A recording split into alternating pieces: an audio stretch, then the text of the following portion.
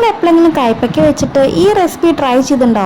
നല്ല ടേസ്റ്റാണ് കേട്ടോ. കുട്ടികൾക്കും വലിയവർക്കും ഒക്കെ ഒരേപോലെ ഇഷ്ടപ്പെടുന്ന ഒരു റെസിപ്പിയാണ്. അപ്പോൾ നമുക്കത് എങ്ങനെ ചെയ്യാമെന്നൊന്ന് നോക്കിയാലോ. കടല കുറച്ചിടുണ്ട്, കുറച്ച് ഉഴുന്ന്, കുറച്ച് പരിപ്പ്, എല്ലാം കൂടി നന്നായിട്ടൊന്ന് ഫ്രൈ ചെയ്തിട്ട് എടുക്കാം കേട്ടോ.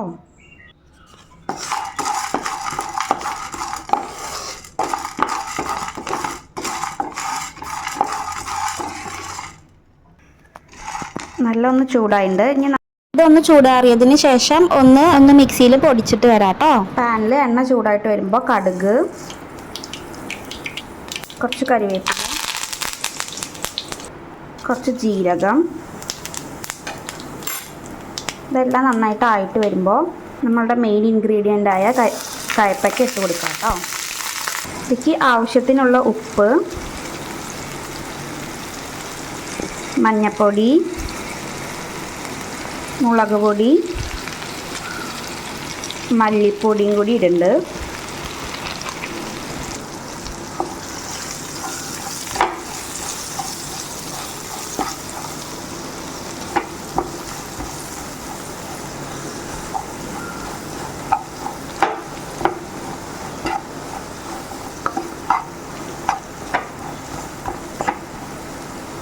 കുറച്ച് വെള്ളം തെളിച്ചിട്ട് അടച്ചു വെച്ചിട്ട് വേവിക്കാം കേട്ടോ.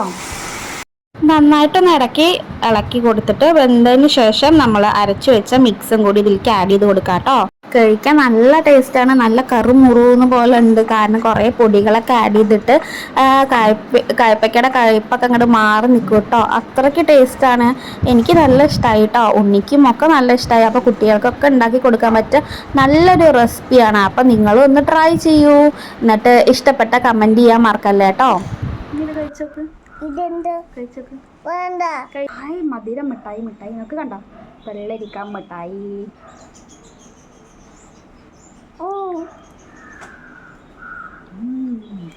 ആദ്യം കൊടുത്തപ്പോൾ ഉണ്ണി കഴിക്കാനൊരു മടി കാട്ടിയിട്ടോ, കുറച്ച് കഴിച്ചെങ്കിലും പിന്നെ ഞാൻ ചോറിൻ്റെ കൂടെ മിക്സ് ചെയ്ത് കൊടുത്തപ്പോൾ അവർ നല്ല ഇഷ്ടമായി കേട്ടോ. അപ്പോൾ നല്ല ടേസ്റ്റി ആയിട്ടുള്ളൊരു റെസിപ്പിയാണ്. അപ്പോൾ ചാനൽ ആരെങ്കിലും സബ്സ്ക്രൈബ് ചെയ്യാതെ കാണുന്നുണ്ടെങ്കിൽ സബ്സ്ക്രൈബ് ചെയ്യാൻ മറക്കല്ലേ. Thank you for watching. By.